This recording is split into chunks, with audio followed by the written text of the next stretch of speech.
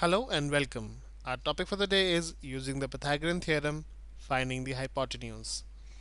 Let's understand the concept with some questions. The first one says solve for x. Here we are given a right angled triangle, right angled at H, and the triangle given is JHL. So here we see that we have to find the hypotenuse using the Pythagorean theorem. Let's understand what is hypotenuse first.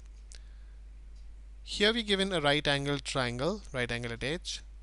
Now we draw a line starting from the 90 degrees angle like this in this direction opposite and put an arrow on it. The arrow points towards the hypotenuse. So this is a very simple method of identifying the hypotenuse, that is the side right opposite to the 90-degree angle is called the hypotenuse. So this is hypotenuse is the side opposite to the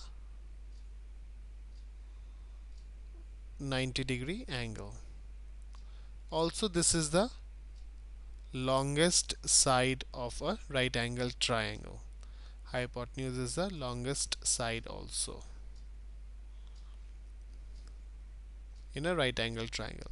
Now what the Pythagorean theorem states is that square of the hypotenuse, that is JL in this case, is equal to sum of the square of the other two sides. So the other two sides are JH squared plus HL square. This is our Pythagorean theorem, that is square of the hypotenuse is equal to sum of the square of the other two sides. So we'll be using this to find out the value of x, which is hypotenuse in this case. So x squared equals to JH is 18, so you write 18 squared plus HL is 24, 24 squared. Now x squared equals to 18 squared is 324 plus 24 squared is 576. We add them up, x squared equals to 900. To find out the value of x, we square root both sides.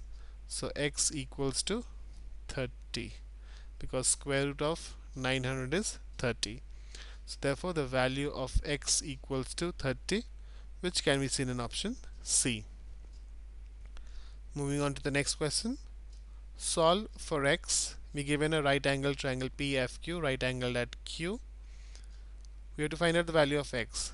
So let's confirm that this is hypotenuse. We draw a line right opposite to the right angle. So this PF is the hypotenuse. According to the Pythagorean theorem, square of the hypotenuse PF squared equals to sum of the square of the other two sides. So PQ squared plus QF squared. PF is x squared equals to PQ squared is 12 squared plus QF is 5 squared. This is equals to 12 squared is 12 times 12, that is 144, plus 5 squared is 25. We total them up, this is 169. So we have x squared as 169. To find out the value of x, we square root both sides. Square root of x square is x, while square root of 169 is 13. Therefore, the length of the hypotenuse in this case, x equals to 13. This can be seen in option D. Moving on to the next question. Solve for x. Here we get a right angle triangle, right angle at E. Here again x is the hypotenuse. So according to the Pythagorean theorem, mw squared, that is square of the hypotenuse, is equal to the sum of the square of the other two sides, that is we squared plus em squared. mw is the hypotenuse, so x squared.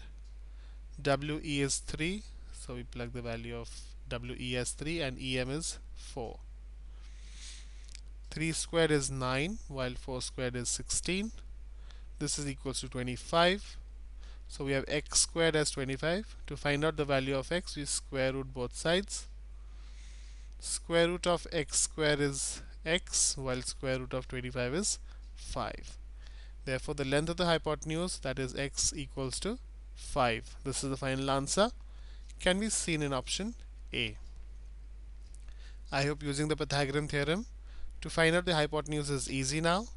Thank you for watching and have a nice day.